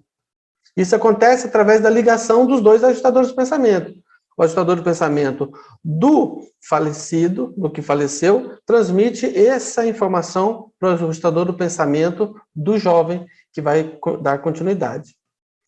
Os ajustadores, indubitavelmente, funcionam de muitos outros modos desconhecidos para nós, quando vinculados a esse corpo de reserva. O corpo de reserva de Urântia teve a sua quantidade de membros mais numerosa na época de Adão e Eva, dos adamitas, dos anditas, baixando de forma constante. Aí foi reduzindo, né, com a diluição do sangue violeta, e teve o seu ponto mais baixo por volta da época de Pentecostes. O Pentecostes era o que tinha um menor número de reservistas, e depois começou a crescer novamente, e tem crescido de modo contínuo. Além desse corpo de reservistas, existe um outro grupo, que o livro de Urântia, inclusive o livro de Urântia abre um parênteses para falar dele. Não é o corpo de reserva do destino.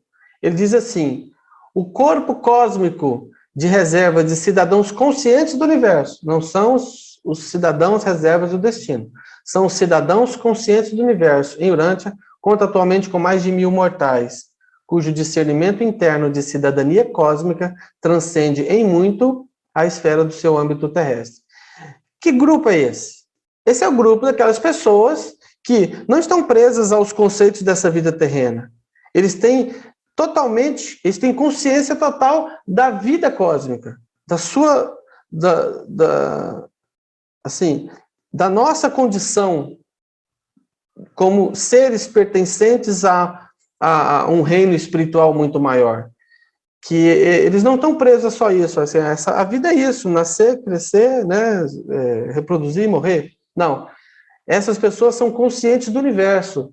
Elas têm uma visão cósmica de que o universo é muito maior, né, do que a gente possa imaginar, e de que a criação divina abrange tudo, e que Deus é muito maior do que tudo isso, ou seja, cosmos é o todo, né? Tudo que existe. E consciência cósmica é consciência de que tudo isso existe. Então, eu entendo que as pessoas que são conscientes do universo, têm consciência de tudo isso, dessa realidade cósmica, pertençam a esse corpo cósmico de reservas de cidadãos conscientes do universo. E o livro diz que estou proibido de revelar a natureza verdadeira da função desse grupo único de seres humanos vivos. Né? Eles não revelaram nada sobre a função desse grupo, desse corpo de reserva de cidadãos conscientes. Então, nós temos aqui um corpo de reserva de cidadãos conscientes e o corpo de reserva e destino. É possível que alguns do corpo de reserva e destino pertençam ao grupo maior? Sim, mas não necessariamente. Os mortais de Urântia não deveriam permitir que o relativo isolamento do vosso mundo em relação a certos circuitos do universo local produza um sentimento de deserção cósmica, nem de orfandade planetária. A gente não pode imaginar ou deixar, né, nos abater com esse sentimento de que, nossa, Urântia, um planetinha tão coitadinho, e já sofreu tanto, e que teve a rebelião, que teve a queda de luz, e que a gente sofre demais, e que, nossa, até quando vai esse sofrimento? Não. Nós não podemos nos deixar abater com essa sensação de isolamento, porque não existe esse isolamento. Né? Há em operação no planeta uma supervisão supra-humana muito eficiente e definida para os assuntos do mundo e dos destinos humanos. Nós não estamos abandonados aqui sem governo, né? Nós não estamos à deriva. É bem verdade, contudo, que na melhor das hipóteses, vós podeis ter uma ideia apenas limitada do que seria o governo planetário ideal. A gente não tem noção de como seria, né? Mas desde os tempos iniciais do príncipe planetário, Urântia tem sofrido com o desvio do plano divino de crescimento do mundo e de desenvolvimento racial. Os mundos habitados de Satânia, que se mantiveram leais, não são governados como Urântia é. Lá eles têm um outro governo, mais, vamos dizer assim, mais organizado, padronizado e parecido com os outros mundos leais. Contudo, comparados a outros mundos isolados, nós e os outros 36, os vossos governantes planetários não têm sido absolutamente tão inferiores. Um ou dois mundos pode o governo ser pior que o nosso, inclusive. E em uns poucos outros pode ser ligeiramente melhor. Mas a maioria está em um plano de igualdade convosco. Ou seja, a maioria dos 37 está iguais a nós. Ninguém no universo local parece saber quando terminará o status. não estabelecido da administração planetária. Os Melquisedeques de Nébadon estão inclinados a opinar que pouca mudança ocorrerá no governo e na administração do planeta até a segunda chegada pessoal de Micael. Alguns acreditam que só a vinda de Jesus vai mudar isso. Indubitavelmente, nessa época, se não antes, mudanças enormes serão efetuadas na administração do planeta. Ou seja, vai acontecer quando ele voltar, ou talvez antes, a gente não sabe. Contudo, quanto à natureza de tais modificações nessa administração do mundo, ninguém parece ser capaz nem mesmo de conjecturar. Por quê? Porque não há precedentes para esse episódio. Em toda a história dos mundos habitados do universo de Nébado, em nenhum outro planeta as coisas foram como aconteceu aqui, né? Entre as muitas coisas que tornam difícil de compreender qualquer coisa sobre o futuro governo de Urântia, uma das mais importantes tornou-se a localização no planeta de um circuito de uma sede central de arcanjos. E aí eles ficam sem saber ainda mais, né? O que vai acontecer. Para encerrar, então, desculpa pelo tempo que extrapolei, o vosso mundo isolado não está esquecido nos conselhos do universo. Urântia não é um órfão cósmico, estigmatizado pelo pecado, sem acesso ao cuidado divino em consequência da rebelião. De Uversa Salviton, até abaixo, em Jerusalém, mesmo em Avona, lá no paraíso, todos sabem que estamos aqui. E vós mortais, ora, residido em Urântia, estáis sendo tão eternamente amados e tão fielmente cuidados, que é como se a esfera nunca houvesse sido traída por um príncipe planetário. E mesmo até mais. É eternamente verdadeiro que o Pai, Ele próprio, vos ama. São as palavras do comandante dos Serafins estacionado em Urântia. Muito obrigado, pessoal. Maravilha. Obrigado, Neemias. Nossa. Bom demais. Obrigado, Neemias. Obrigada, Neemias. Maravilha, obrigada. Muito bom. Arrematou com esse último slide aí, com esse texto fantástico, viu? Que É lindo. Essa Esse último ilustração de parágrafo Micael. é de emocionar. Maravilhoso. Eu sempre falo que é por causa desse, é por isso que nós nos sentimos como se fossem os únicos no universo. Nós queremos ser os únicos. É verdade. Né? Filhos Exibidos. únicos. Somos filhos únicos. Verdade, Lívia. Mas depois o Obrigado, livro vai Neemias. falar sobre os mundos habitados e pronto. Daí você sabe que é você e mais 7 trilhões. Verdade, Lívia. Ai, viu? Eu queria fazer uma pergunta, Neemias. Quando você falou dos príncipes planetários, do Norson, né? Porque o Norson, ele diz categoricamente, eu sou o príncipe planetário. Daí, né, ele fala que na época, eu sou o príncipe planetário, então ele assumiu como príncipe planetário. Mas ele fala assim, por quê? Inclusive o Sadler diz assim, mas nós não podemos ter 2 príncipes, né? E daí a desconfiança de que o Norson, né, é o próprio Jesus. Pode falar, Jenny. Obrigada, Neemias. Parabéns. A sua palestra, como sempre, é maravilhosa, completa, bem apresentada. Eu só queria fazer um esclarecimento, precisamente pelo que falou a Lilian agora. Não é isso que diz o documento original escrito pelo Mark Kuliak, isso. O que ele falou, vou ler em português, acabei de fazer a tradução. Ele falou, algumas mudanças no governo planetário sobre-humano de Urântia foram instituídas em 21 de agosto de 1950. Este governo de transição substituiu o sistema descrito no livro de Urântia, no documento 114, que agora está parcialmente desatualizado. Entre aspas, a abertura do caso Gabriel versus Lúcifer sinalizou a inauguração de regimes planetários temporários em todos os mundos isolados. Fecha aspas. Nosso regime temporário data dessa época. Gabriel de Salvington visitou pessoalmente Urântia e instalou um filho Melquisedeque, chamado Norson, como regente pessoal do príncipe planetário vice-gerente vice-regente de Urântia. Isso aí. Então, não é príncipe, é regente pessoal, é um enviado pessoal de Melquiventa Melquisedeque, um representante pessoal. Não é um príncipe, isso é uma erro de tradução, eu acho que deve ser. Isso. Eu vou colocar aqui os dois textos em inglês, em a minha própria tradução. Obrigada, Neemias. Parabéns, a sua palestra foi... Eu fiquei maravilhada. Muito obrigada. Obrigada, Jenny. Coloca para nós aí, Jenny, o texto aí para nós aí no chat, ok?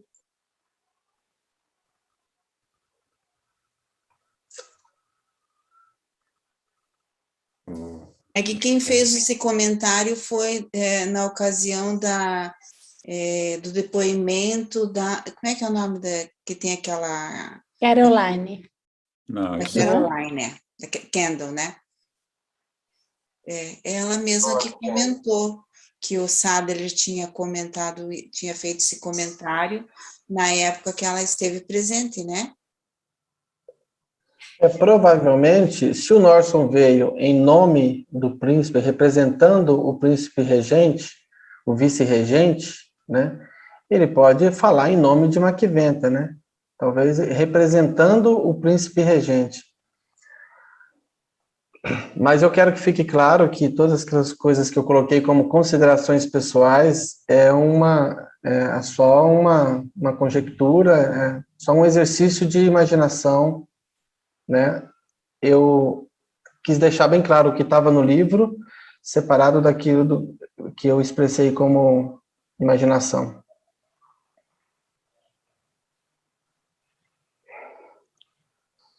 Adriano?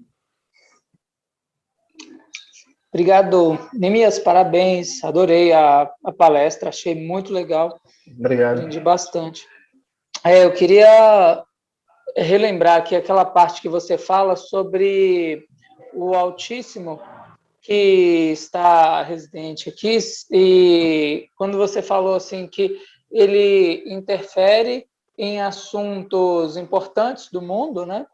E não interferiu, por exemplo, na época da rebelião planetária. Mas na época da rebelião planetária ele já estava aqui? Como é que é? Então, eu não consegui bater o martelo sobre essa questão. Dá a entender, em um dos textos, que todos os planetas têm um observador altíssimo. Isso fica claro. Agora, eu não sei se a partir de quando ele tem, ou se só os 37 rebelados é que tem esse observador altíssimo. Porque se é somente em momento de rebelião que esse observador altíssimo vem, então realmente na época da rebelião ele ainda não estava aqui. Uhum. Mas é um tema bom para a gente discutir e destrinchar aí, tentar descobrir. Legal, bacana, eu fiquei pensando nessa linha aí também. Outra coisa também que eu queria ver, logo no final aí, o livro ele fala, né, a respeito da nossa administração, e é claro que toda essa estrutura criada, ela, em se levar em consideração o tamanho da peculiaridade, né, do problema de Urântia, é algo que eu acredito que é o melhor do melhor do melhor do esforço que eles estão fazendo para ajudar a gente a voltar para o normal. E aí ele fala assim, como se cada um dos mundos, né, cada um de vocês tivessem, como se nunca tivesse ouvido rebelião. Mas isso nos deixa entender assim de que não há os resquícios da rebelião, ou então que a gente não tenha que até mesmo se manter vigilantes com relação a tudo o que aconteceu, né? Até mesmo aprender com os erros daqueles que passaram, né? E querendo ou não, o nosso mundo ele vive ou não vive as consequências que foram plantadas lá atrás, né? Essa é uma questão assim que muitas vezes deixa uma dupla interpretação. Não, eu entendo que as consequências são inevitáveis. A gente vive, sim, essas consequências. E o governo de Urântia é assim exatamente por conta daquela lista, né? 7 eventos que fazem com que o nosso planeta seja diferente de tudo que tem no universo local. E aí é por isso que tudo é tão imprevisível. A gente não sabe o que vai acontecer. Micael pode voltar, Maquiventa pode vir e assumir o governo, mas parece que nada vai acontecer, ou até Micael voltar, ou até encerrar essa dispensação. Essa é a impressão que os reveladores, e muitos têm, demonstram essa opinião. O que a gente tem que levar em conta é que, exceto pelo fato de termos aqui assessores corpóreos, só isso que faz diferente. Se a gente estivesse vivendo na época de um príncipe planetário, o que haveria de diferente? É só a presença dos assessores corpóreos. O resto, o nosso governo continua sendo administrado como outro. Não temos o príncipe planetário, mas temos a presença do governador geral, e caso o governador não tenha soberania para assumir, o Altíssimo de Edentia, ele assume, e ele tem autonomia para isso, para se tornar soberano em momentos de crise. Então, assim, o que depende do governo celestial, nós estamos servidos. Agora, cabe a nós, é o nosso trabalho.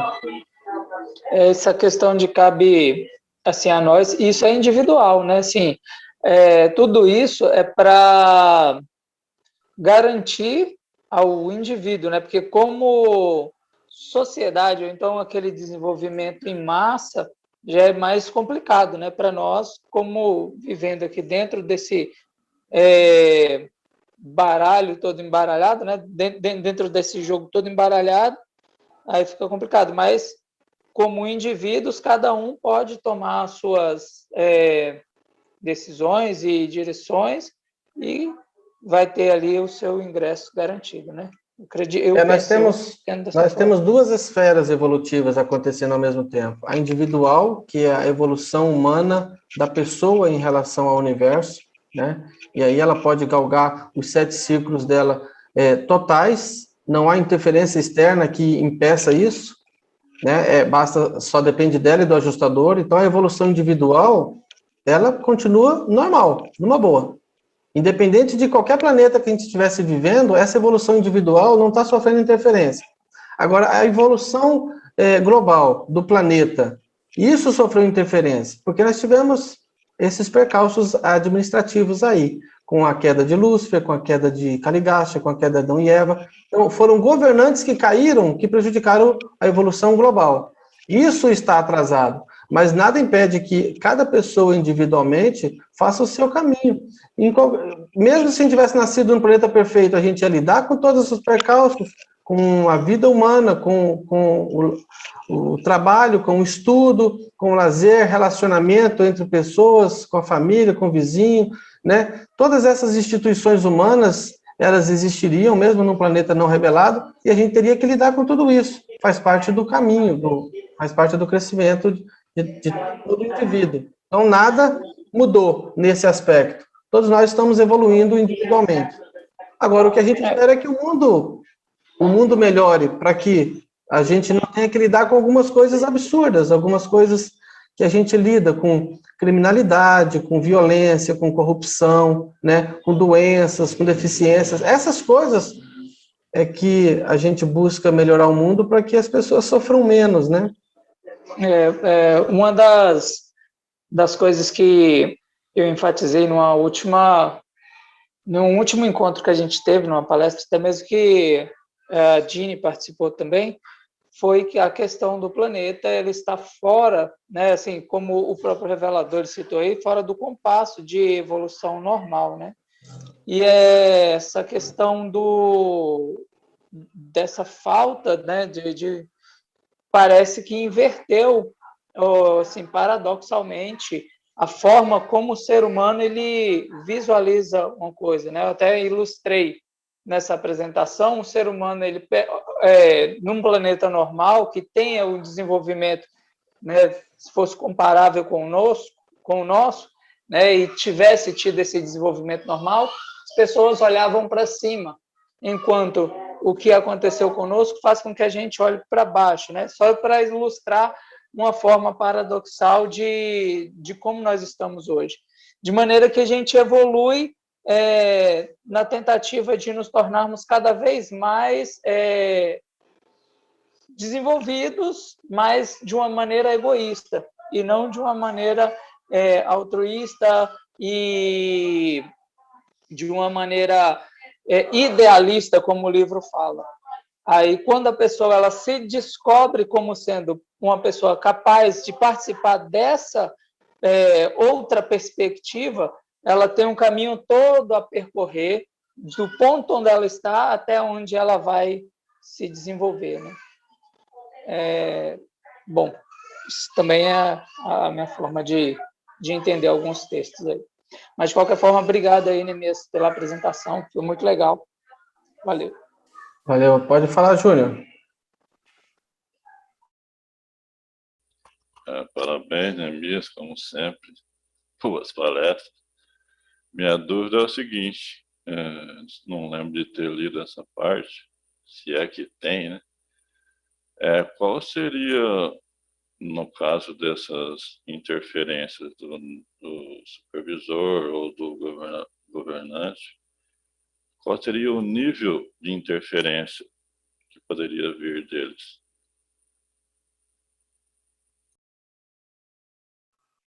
Então, eu entendo que sejam interferências materiais mesmo no reino dos homens.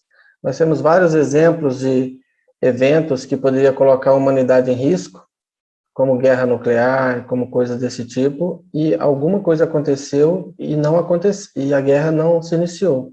Inclusive, esse link que eu coloquei como 7 pessoas que salvaram o mundo, é um exemplo, 2 exemplos, assim, de guerra nuclear, lidando com armas nucleares, em que estivemos na iminência de acontecer uma guerra, e uma pessoa, por exemplo, recebeu o alarme de que haviam sido lançados 210 ogivas nucleares contra os Estados Unidos, e o natural seria que eles reagissem de imediato, né? Porque não dá para reagir depois que a bomba caiu. Então, só que ele, por algum motivo, não reagiu. Então, assim, ele foi tratado como herói depois, porque era um erro dos sensores, e se ele tivesse disparado, ou seja, dispararam contra nós, então vamos disparar também, teria destruído o mundo, né? Porque teria dado início a uma guerra nuclear. Então, assim, eu entendo que quando fala assim que os altíssimos governam no reino dos homens, eu entendo que seja no nível material. Até porque quando fala que quando os assuntos são espirituais, eles não interferem, deixa que o governador geral cuida desses assuntos.